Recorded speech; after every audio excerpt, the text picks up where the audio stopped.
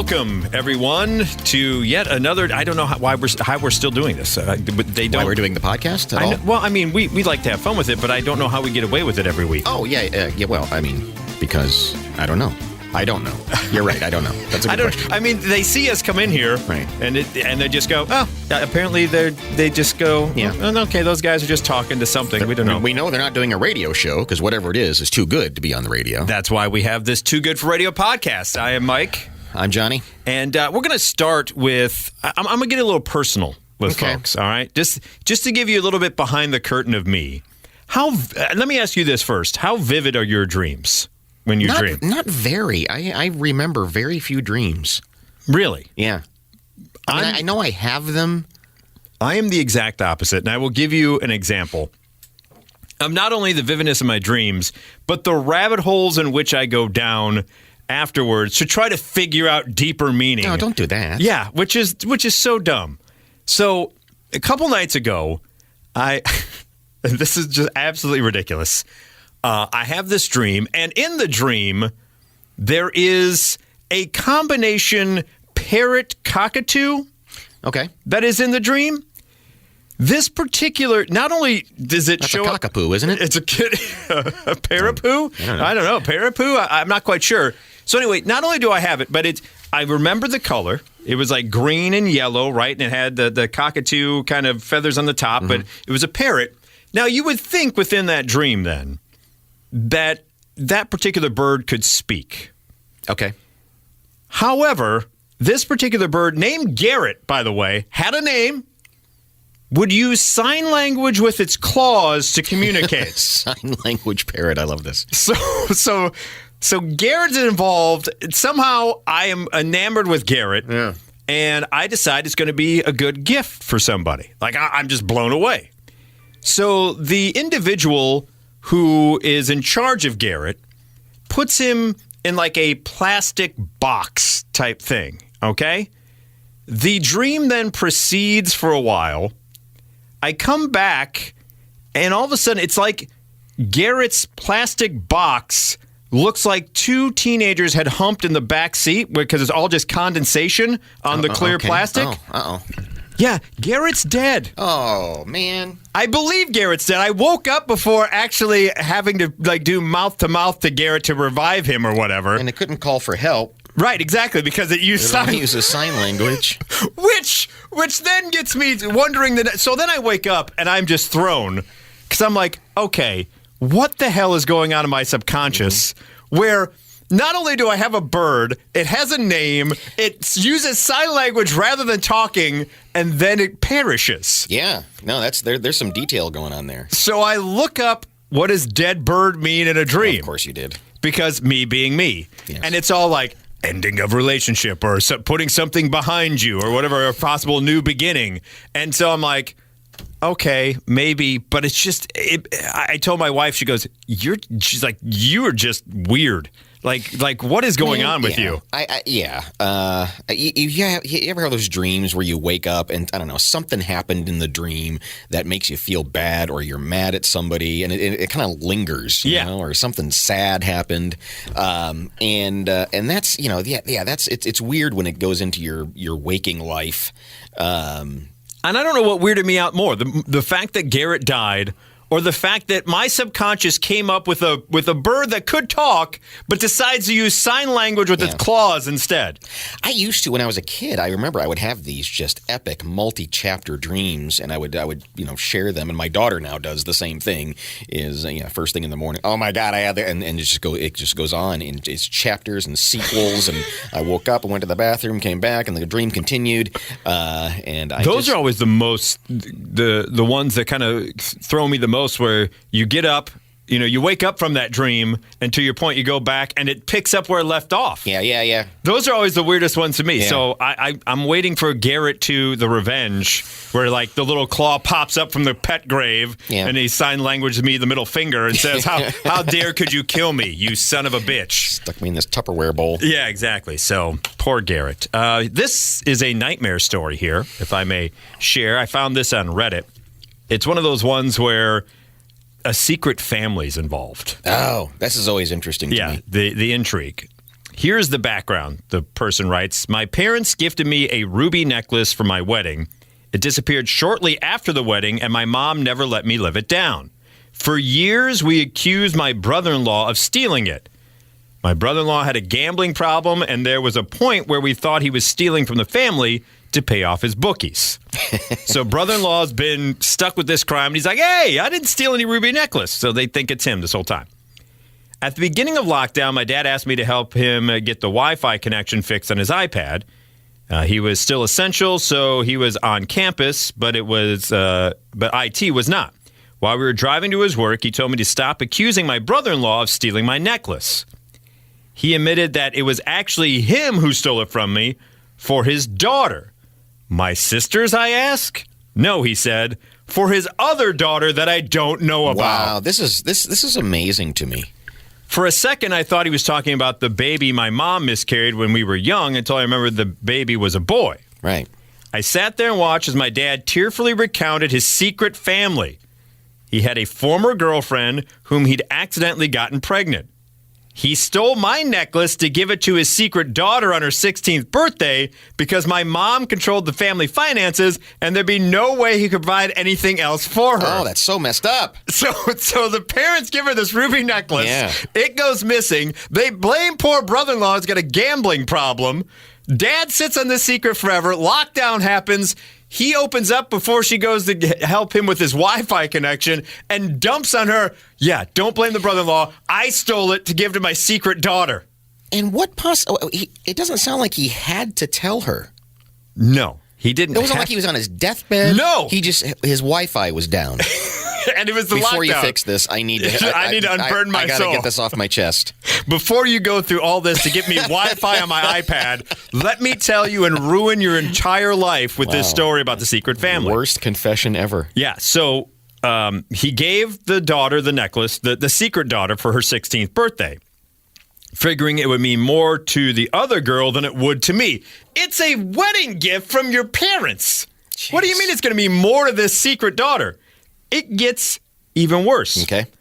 When he gave her the necklace on her 16th birthday, that was the last time he saw her, as she got drunk celebrating and died in a crash that very night. I did the math slowly. My youngest sister was 17 when I got married, which means he's been cheating on my mom for likely my youngest sister's entire life. Mm-hmm. He got this woman pregnant while he had a newborn and 3 other young kids at home. Shortly after they cremated their daughter, his girlfriend disappeared to start a new life. He never found her. Dang, so she went off and had another life. Yeah, he asked me not to tell my siblings because it would tear the family apart. In the months after, I was filled with grief and rage. My siblings couldn't understand why I was suddenly prone to emotional outbursts. Eventually, I told my husband when I started to feel like I was suffocating. He told me to go. Eventually, you tell everybody immediately. This is an amazing story. Yeah, exactly. You're never going to get... So you know your brother-in-law? My dad had a secret family that he gave to the dead daughter my ruby necklace. You unplug the Wi-Fi, take the router with you, and you call everybody in your phone book and say, you're not going to believe this. So the husband goes and confront your dad on this. Yeah. I asked why he would do this to our family. He tried blaming it on my mom, saying that they were never happy in their arranged marriage and they fought too much. My mom was constantly accusing him of having other women, and he would always say she's paranoid. How can you accuse me of that and say that in front of our kids? He let us grow up thinking our mom was crazy and jealous for no reason. How do you do this? I want to know the mechanics. Exactly. She ends, it's been a few years since he blew my world apart and broke my heart. I've never been a good secret keeper, but I'll be damned if my mom ever finds out. This would kill her, to have all her fears confirmed. Part of me wonders whether she knows, but she's too much of a narcissist. She would never keep silent and let my sisters offend my dad every time they fight. That same part of me hopes that she will eventually pass before him.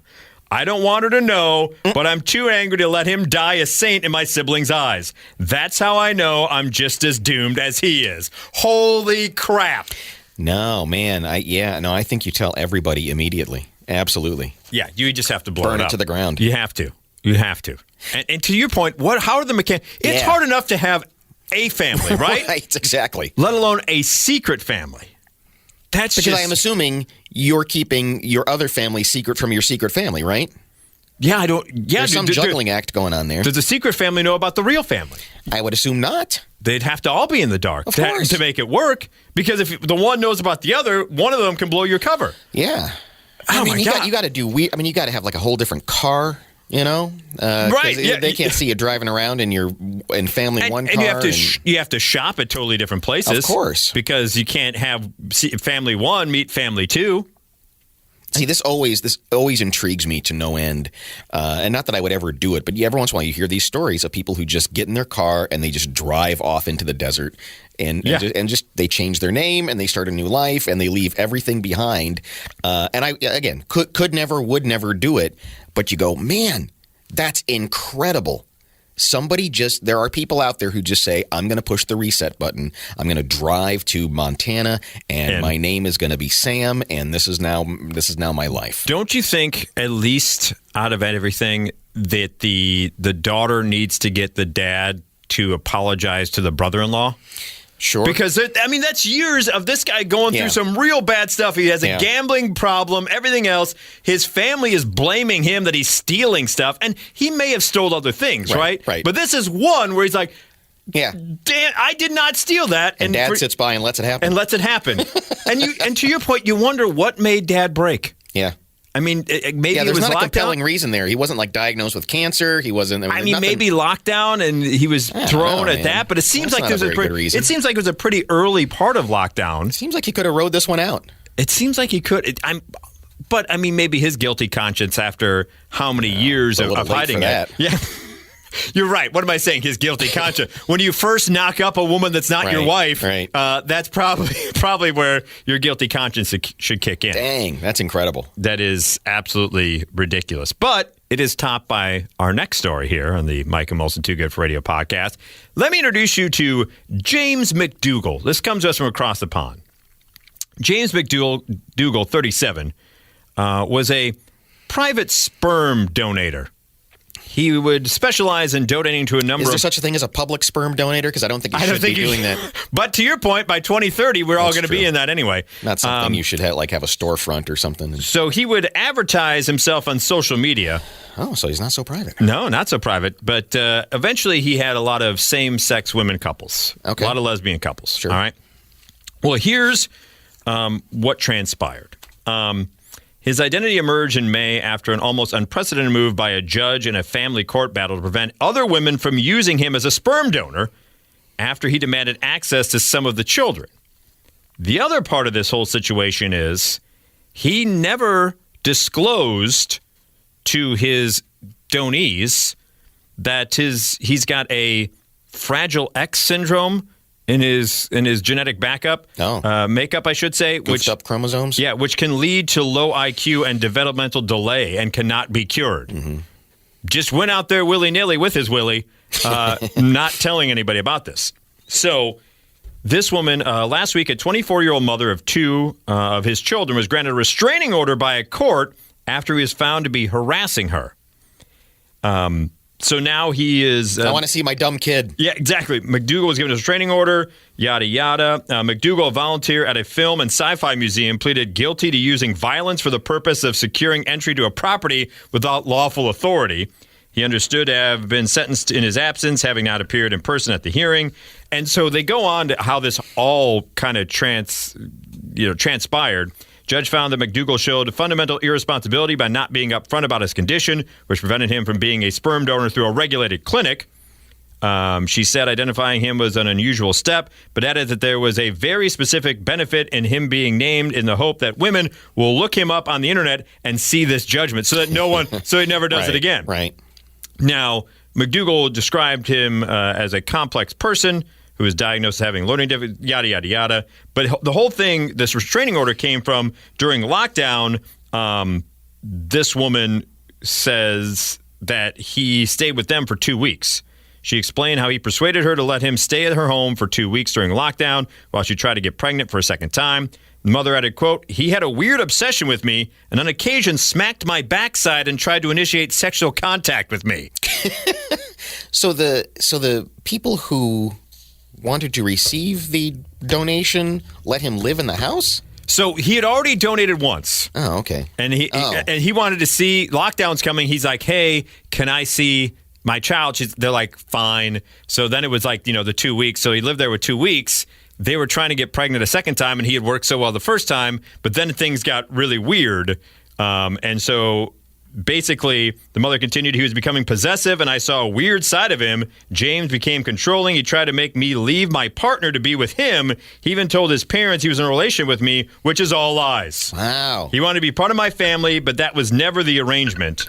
And so that's what she brought the restraining order. And then via the restraining order, they found out more about his background and found out he had that low X syndrome. And now all of a sudden the judge was like, normally this is anonymous, but everyone needs to know so that they can check their 15 kids that he's had with other people. See, and that's another head game that goes on. I would think if I don't think I could ever be a sperm donor because it would just I would always have them in my head. It's like, wow, there's like versions of me out there. Yeah, and I think I understand going through the correct channels sometimes doesn't work, but I think the moral of this particular story is if you see a private advertisement on social media for someone willing to donate sperm, that person probably isn't the most upstanding citizen in the first place if they're going on social media to say, hey, I'll donate my baby batter for you. Correct. There's a lot of things you can do now in today's economy that you can do online and things like that. But this is not one of them. You shouldn't just like open your garage and say, I've got a jar for you. Right. Because obviously it worked for some people. Yeah. He seemed... In this particular instance, it seemed like it was not the old-fashioned way with the first one, considering she got very upset about him smacking her backside and tried to initiate sexual contact. Right. But a guy just shows up and be like, here you go. Right. Here's what you ordered. Order up. This isn't like Uber or Lyft or something where you can just like join the gig economy. DoorDash. Right. How do you order that up? I don't know. Well, on the topic of the hibbity-dibbity. Yeah. There's all this concern about artificial intelligence and what it does and doesn't mean. And, your car might be driving itself one day. And there's all these smart things going on out there that are, helpful. But there's always the concern of, oh, my gosh, what happens if somebody becomes self-aware? If it becomes self-aware or somebody hacks into it. Very true. And Dr. Nick Patterson, who apparently is a cybersecurity guru, has said, hey, there's something we're not thinking about. All these people have their sex robots and their online connected upgrades devices. There's some adult toys now that connect to the internet. Yeah. Exactly. So that you kind of like the one the chess guy uses. Yeah, so because that was remotely. Exactly. You can be online. Hey, and how you doing? Hello. Hackers can hack into a robot or robotic device and have full control of the connections. Uh-oh. Arms, legs, and other attached tools. In some cases, other attached tools. In some cases, knives or welding devices. What kind of a weird sex toy is that? What kind of kink do you got going on there? Often these robots can be upwards of 200 pounds and very strong. Once a robot is hacked, the hacker has full control and can issue instructions to the robot. The last thing you want is for a hacker to have control over one of these robots. Once hacked, they could absolutely be used to perform physical actions for an advantageous scenario or to cause damage. Uh-oh. At the moment, the technology behind sex cyborgs is rather primitive, but there's no telling what the future can hold. If we reach the point where such robots are capable of lifelike movements and their quote-unquote brains can be tweaked via software updates, it's not out of the realm of possibility that death by sex robot ends up on some unfortunate soul's tombstone. I don't know if that ends up on a tombstone, right?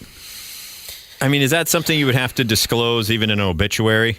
Well, here's the thing, though. I mean, look, if how'd they die? Sex by sex robot. The sex robot got hacked. Because this is something that exists now. You can buy a robotic sex doll. Yeah. And have her at your house. And it's very primitive and it doesn't do anything. But here's the thing. Here's the thing. Here's the thing. Let me tell you about the thing. Yes. If, in fact, you do get murdered by your own sex robot, I think people's reaction would be, well, yeah, you had a sex robot. And you just go, yeah, that's the guy had a sex robot and it killed him. What did you think was going to happen? True. I don't think you're wrong there, right? I think you're anyone, the first person who dies by death by sex robot is not going to be a surprise. It's risky business. If your hobby is to jump out of an airplane and parachute and you die, you go, yeah, the guy was jumping out of airplanes and he died. And if your hobby is to have sex with a robot and you die, yeah, the guy was having sex with a robot. This is one of the things that happens. So, most of the time, it's exhilarating and fun. Every once in a while, people die, and that's going to be the rule. You can't judge them. There's just a small percentage. There's a 2% chance that when you're having sex with your sex robot, that something may go awry. I mean, it's the case right now. I mean, look, if you have something that is battery operated and it's connected down there, or you're doing something down there and it goes awry and electrocutes you, you go, yeah, you were having sex with the robot. You were playing with electricity down by your wiener, by your nether regions. People die when that happens. Don't do that. I was going to say the thing I think of, like if they get hacked, of all of a sudden things are happening and then all of a sudden the legs close real fast and everything, and you're like, God, it's and then yeah. I mean, a lot of things can go awry. And I think you hit the nail on the head. The first person to die in this particular situation would not be a surprise, because you go, yeah, Jim down the street, he got killed by his own sex robot. Yeah, of course he did. Yeah, Jim's got sex robots. You got sex robots, you're gonna die. Yeah, that's just the way it goes. That's the roll of the dice. You buy a sex robot, you may get killed by it. Yeah. You jump out of planes, you hang glide. I don't know. You play with a boomerang. I mean, there's a lot of things you do street racing as a hobby. There's an inherent risk of death by sex robot. Yeah. So we'll see what happens there. I'm sure most of the time it's thrilling and fun, but every once in a while you get killed. I heard I say yes, please. Right there. I was listening to a comedian I love, Dimitri Martin, and he had a bit about, during sex, you can say yes or oh yeah, but what you can't say is yep. Yep, indeed. Like, so that's true. There are some words that you can't be screaming out in those particular situations. While you're on the internet, not only can you get your sex robot hacked, but you could be scammed. This has been going on even before the internet, of this notion of you receive a letter or you're on a dating website or something, and invariably there have always been these scammers out there who strike up this, it's a long game. You strike up this relationship.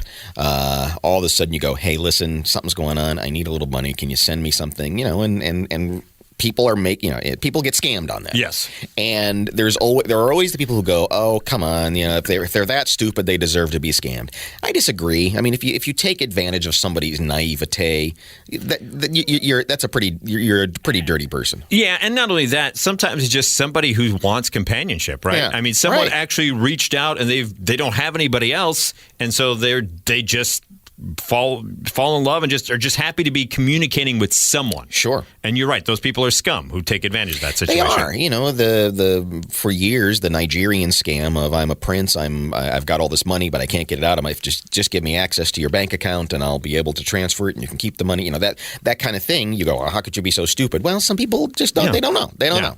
This takes it to new heights, literally. This, though, I start to question if this person was really naive or not. So we've got this woman in Japan. She's 65. And she's contacted on Instagram. Okay. By a man. 65-year-old on Instagram. Good for her. Yeah. 65 on Insta.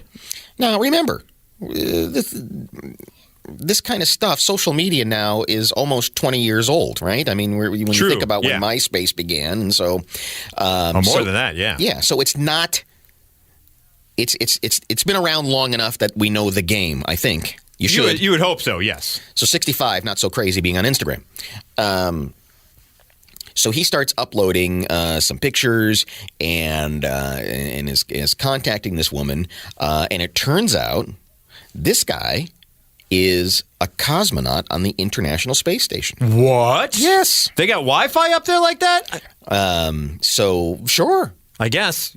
And how could you doubt them? Because she can clearly see pictures of outer space, and there's the Earth, and there's the moon, and What? here's you could never Google image those things. Of course not.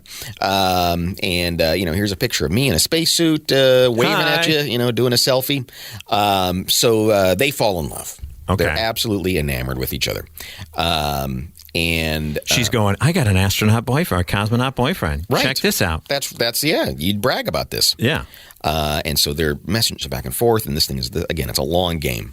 Steve, you may have a sex robot, but I got a cosmonaut boyfriend. Well, as you know, Russia has been suffering from some sanctions. Correct.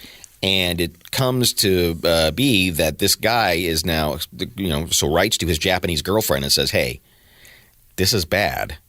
I got to get off this space station. But I need some money. Because the Uber ride from space back to Earth, boy, I tell you, that's one I can't afford. He said, listen, I am in love with you. I don't want to be a spaceman anymore. I want to live my life with you in Japan, but I got to get off this space station. Yeah. I need a rocket to get me. I'm sorry. That's where you start going, okay, I'm not paying for your rocket. Right. He said to actually tie the knot, he needed money to return to Earth. There were landing fees, because you can't.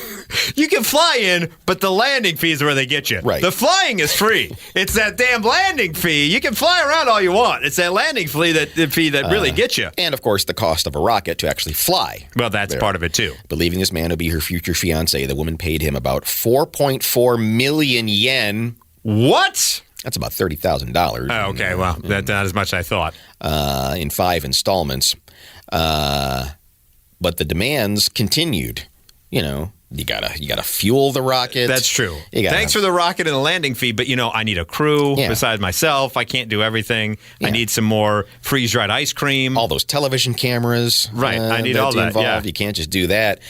So it went on, and the woman starts going, wait a minute. Okay, pump the brakes.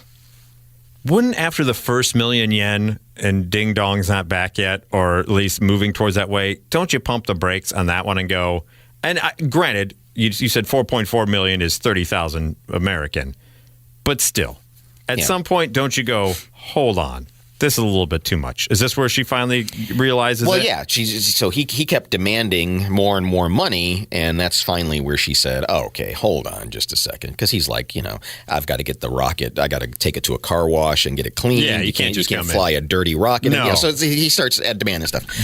Don't Urban Dictionary flying a dirty rocket, by the way. Don't want those pictures. So then she went to the police and said, hey, I'm not sure this guy's really an astronaut. Though Japanese police did not collect data to specific romance scams, the number of fraud cases, which includes romance scams, rose from 8,600 in 2022 to nearly 14,000 last year, a 67% increase. Wow. 67% increase. And so this goes on quite a bit, but I got to actually hand it to the guy for developing this entire scam, and because that's the game. They send out 1,000 of these things, and a couple people are going to grab the hook. Yeah, and beyond that, and so if an astronaut reaches out to you and says, "I love you, but I can't get home. Send me some money," it's probably a scam. Yes. That's our warning. It's a public service announcement. We're not making fun of this at all. By the way, visit our sponsor, NordVPN. A free 30-day trial to make sure you don't get scammed. Yeah. And we will end the Too Good for Radio podcast today with a list out there of the rudest things to do in someone's home. People may be throwing some Halloween parties, right? You haven't been able to do that the past couple of years. Right. So you may be going over people's homes. Here's a quick list, and this came to us from HuffPost. And so here are the rudest things you can do at someone's home. Someone says, touching and moving things. When someone says, make yourself at home, they usually do not mean this literally. You should keep your feet off the furniture, unless this is a close friend. You should not be opening the fridge without being asked to do so. Wait for the host to give you the go-ahead to touch or interact with things you see. Until that happens, quickly ask permission if something strikes your fancy. So the people who come in and just like start going through your cabinets, that's pretty rude. That's wrong. Okay. Here's one that's interesting to me. Expecting a tour. So they say that's pretty rude to expect, like, when you go into someone's house and expect them to be shown around. They say, don't do that. If it's not a housewarming, on a housewarming party, I think you probably expect a tour, right? I guess, yeah. But if it's anything besides that, don't expect the tour. Don't be like, hey, show me around. And when people do take you on a tour and they like show you their bedroom, it's always kind of like, I don't want to see your bedroom. I know what stuff goes on there. I don't need to see that. That's where you do the sex robot stuff. And then usually it's not, then you see the laundry room. It's like, okay, that's a washer and dryer. Is that, you know what? I think, yes. Edit your home tour. Be like, yeah, that's just a bedroom. That unless it's something really cool like your basement or you got a ping pong table or billiards room, then by all means, show it to me. But if it's just a nondescript guest bedroom, I don't care. Like, I don't know if I told you in my house, and I swear I did not know this when I bought it, there is an extra room in the basement I didn't know about. That you were telling me about. Yeah. I would take you down and show you that because you got to see that. It's just weird that there's this room that you can't tell is there until you're there.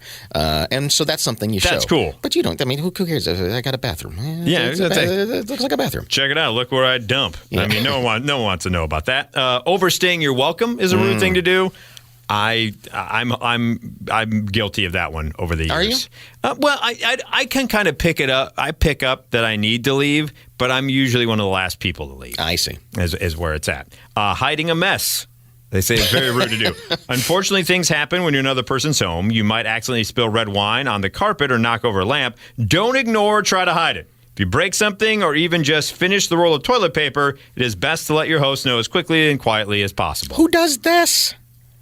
Yeah, you spill wine and then you just cover it up like you'll never know. You go over to Home Depot and buy a rug and just throw it on there or something. No, you move the couch real quick. You break another rule by touching their stuff and moving it around. I've never heard of this. Yeah, or if you plug up like you've heard those horror stories. Yeah, you plug up the toilet. I mean, thank God, never happened to me. But then all of a sudden you get embarrassed and you try throwing more stuff in it and you just kind of like. Slowly kind of Homer Simpson your way back into the shrubbery. You got to let people know. This happened at my brother's house when I was there not too long ago. It was previously backed up, so I was not the culprit. But I had to say, hey, his son had like loaded it up with toilet paper or something. Wasn't a bat in there? No, there was no bat. Thank God, no bat. Another rude thing you can do at someone's house, snooping. I think we all agree with that. Like, don't go through the medicine cabinet. Don't do all that stuff. Yeah, but how do you not? It's hard to not open because you see a door and you open it. Yeah, I mean, a cabinet's I know one you thing. Shouldn't, the underneath the sink is one thing if you want to. The medicine cabinet, I'm just afraid what I might see in there. I know, but it's hard not to open that door. That's true. Bringing an uninvited +1. Oh, yeah. It's also, they usually break it down for food purposes, so don't be bringing an extra person that no one knows. Here's one that only would involve food, but they say it's rude to wait to share dietary restrictions. Oh, yeah. Which I would agree, right? If you're like, I've gone vegan or I can't do this or I'm allergic, tell people right away. Don't show up there and get all huffy of like, ugh, there's nothing for me to eat here. And most people who have some sort of dietary restrictions, they either plan ahead and bring their own, right? Or they navigate and figure it out. Yeah. Here's another one that rude things to do at other people's homes: feeding their dog. Don't just go straight. Don't just go straight for the table. Don't be like, this chili dip is delicious. Here you go, pup. Like, you're not going to be the one having to clean that up in the middle of the night. But the dog loves brownies. No, do not do that. Disrespecting the shoe rules is also something they said. Sure. Do you ever get weirded out? Do you ever go to someone's house not realizing they're a shoe off household? Yeah. And then you go, oh God, did I pick the right pair of shoes that doesn't have Right. It's very fraught with peril. It is, and there's always I like to say, hey, would you like me to take my shoes off or something like, which is always, but again, even that's kind of weird. The whole thing is weird. I don't know, man. Yeah, because I always ask anymore. Yeah. Like when you go into someone's house, like shoes on, shoes off. Like most people don't care. Right. But there are those particular homes like, please take your shoes off. And you're like, damn it, I wish I would have known that beforehand. That's true. Because then I would have wore different shoes because these shoes are fine when my feet are in them, but when I take my feet out of them, they may emanate things. Oh, yeah. And I don't want that going on. They also say interfering with the setup of like the party. When you go to someone's house, don't interfere, just get out of the way.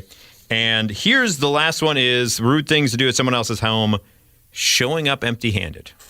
If you're going to a party, you got to bring something. Mm-hmm. That's what my mom always taught me.